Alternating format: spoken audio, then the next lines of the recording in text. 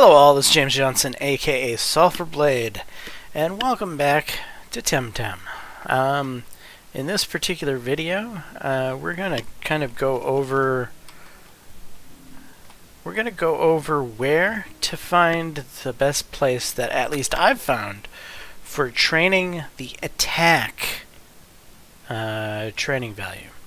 So not special attack, just plain physical attack. This is one of the hardest TVs to train, to be honest, because if you look through your Tempedia, you're going to find that there is a sheer lack of anything that yields attack TVs. I'm just going to cruise through a few of these here. What was that right back there? TV yield. So Nidrasil gives +3 attack TVs. That's good to know. Well, what's this one? Capir, which you can rarely find any Capirs in the wild. Usually you find the Banapes, not the Capirs. But these are cool if you could find them. You could train speed and attack at the same time, which would be pretty freaking awesome. But there is no real dependable place to find them out in the wild. So if you look through and you look through, here's Valesh. He gives special attack and attack, which is probably not something anyone's going to utilize, because you're either going to have a physical attacker or you're going to have a special attacker. Having a dual attacker is not something that happens very often. So yeah, you cruise through here and you start to discover that, wow, there is just a lack of creatures that have attack TVs. What was that one? Sparzy, which I don't think he spawns in the wild, not that I've seen. Mushhook. That's speed and attack, that's cool, but I haven't seen a whole lot of mushhooks in the wild. I've seen mushies. Magmus, I've seen those in the wild. I've seen quite a few of them in the wild. Mastion, the upgrade of Magmus. I've seen him in the wild too, but some of you may not have. You can run into them very rarely inside of the volcano, and you're probably expecting that that's where I'm going to go to show you to train attack TVs, but that is not the location at all.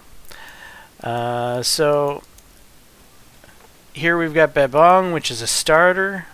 He's not out in the wild to train off of, so we've discovered that Magmus is kind of our guy that we're going to be training attack TVs off of. Oh, here we've got Ganki and Gazuma. So Ganki is kind of... this is the guy that most people train off of. You can find Ganki off on the first map.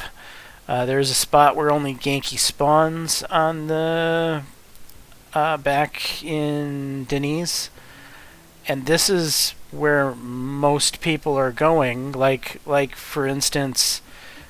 for speed, a lot of people are going to Windward Fort level 2. A lot of people are heading all the way back to Deniz to train off of Ganki for their attack TV, because they do not know about this spot I'm about to show you guys. So again, another awesome spot that you can get XP and you can get attack TVs. You come across here, of course you have to have the hook. That's kind of that's the trick for this one. If you don't have the hook yet, you're kind of stuck going and farming Ganki, I suppose. Now, there's 3 different patches of grass here. The one I'm looking at now has Volvirs in it. That's no good. You don't want to go there. The one in the middle here has Raybeers, which is the lowest evolution of the lion, and also has Banapes, which... Banapes are cool because they give you speed, but the Raybeers give defense. Raybeers aren't any good for what we're doing. And in this patch of grass that I'm looking at right now is Magmirs and the upgrade of Magmir fairly regularly. So you can get 2 off of Magmus, and you can get 3 off of the upgrade of Magmus here in this location. And that's all you're going to find here. It's pretty freaking sweet. And you can tell that this is a higher level mob. He's level 32, which means you're actually going to get some XP while you're farming your TVs, which is a double bonus.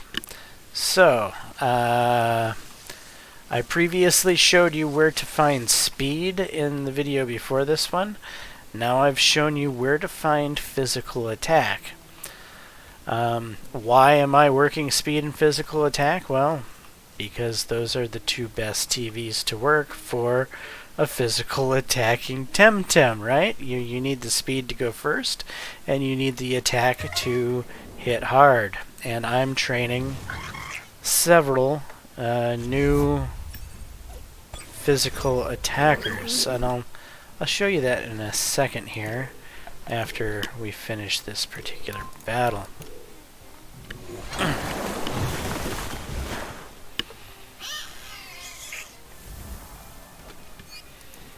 I kind of want to do 1 or 2 more battles because I want to show you that the upgraded version of Magmus is found here fairly regularly and fairly easily. Because, you know, seeing is believing, and just taking my word for it. See, there he is. So you don't have to take my word for it. I've done 3 battles and he's shown up. That's no coincidence. He just spawns fairly regularly here. And that's great because he gives 3 attack TVs instead of 2. So from this fight I'll be getting 5 instead of 4 if it was just 2 Magnuses.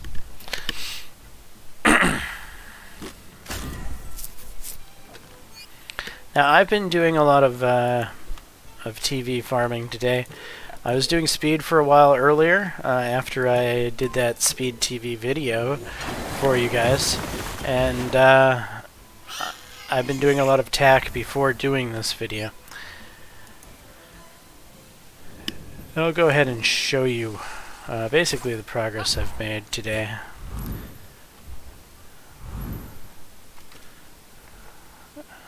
So we'll go to squad and we'll look at Brimstone. Brimstone is kind of the guy I'm working on right now. Basically, he's my first attempt at trying to breed a Pokemon.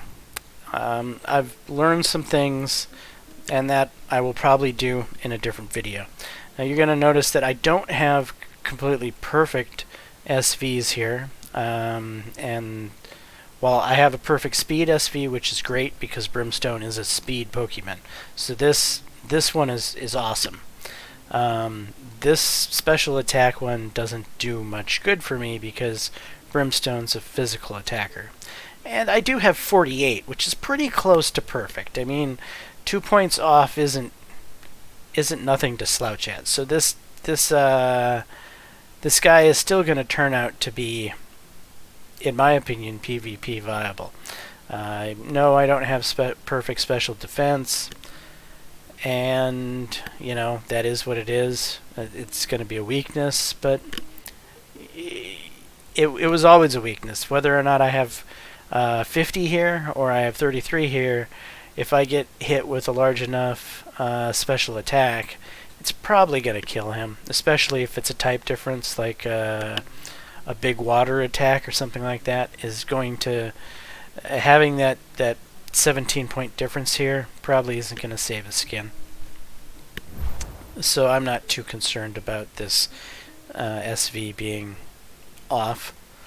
49, you know, it's close enough to being perfect that the difference in HP values is going to be negligible.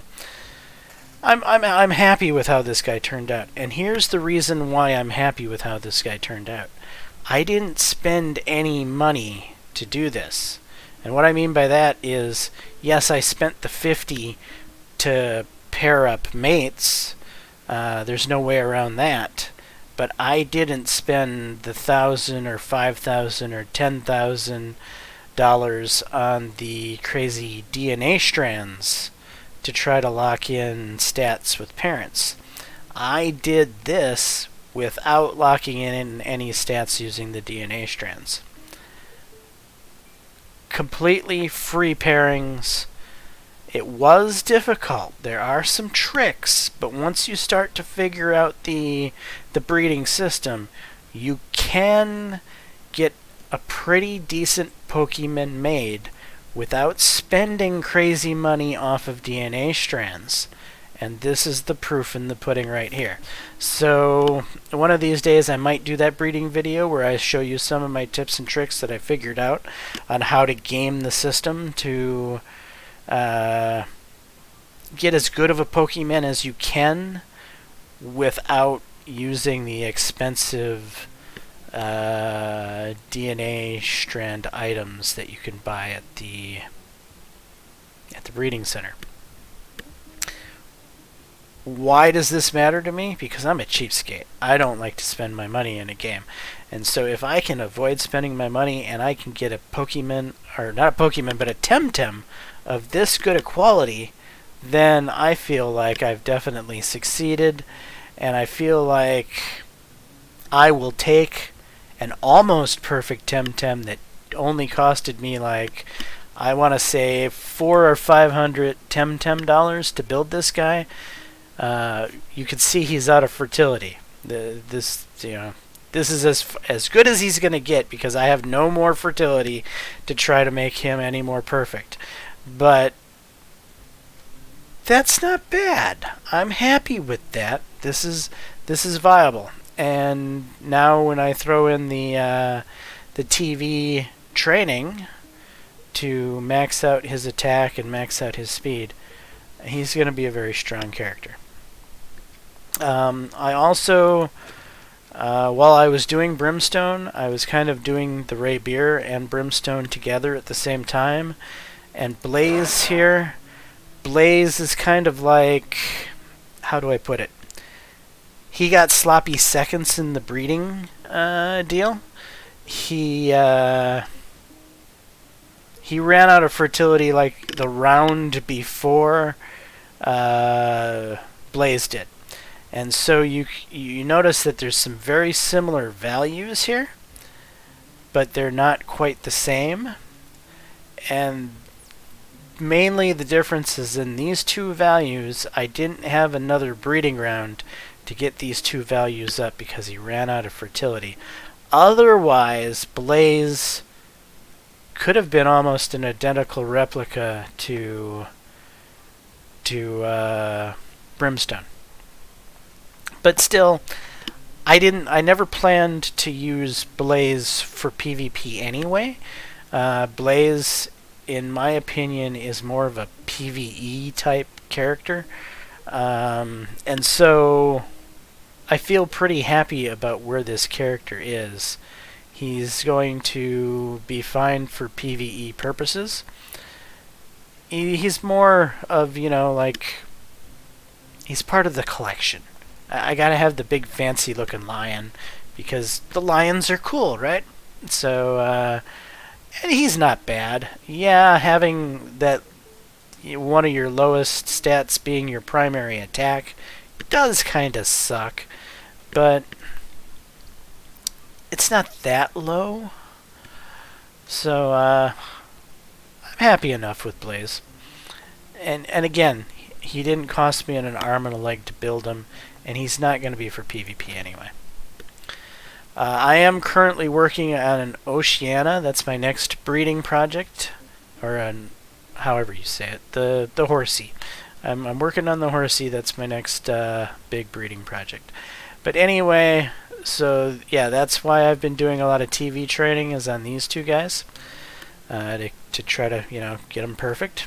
They're my first perfect-ish Temtems in the world because I've recently reached the end of the story and now there's nothing else to do except start collecting your PvP squad, start collecting the Temtems that you haven't actually captured yet, fill out your Tempedia as much as possible, and work on training TVs until more content comes down the line.